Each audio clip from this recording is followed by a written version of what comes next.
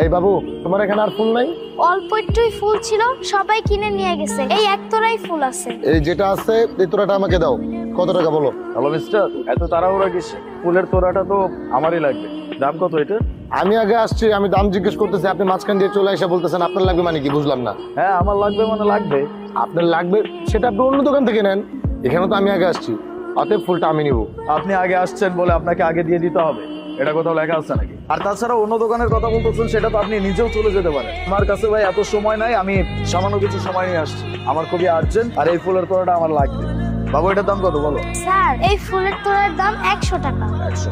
ওকে দাও। আর দাঁড়া, আর তাড়াহুড়া কিসের? 100 টাকা না, আমি এই ফুলটার দাম 200 টাকা দেবো, তুমি ফুলটা আমাকে দাও। 200 টাকা?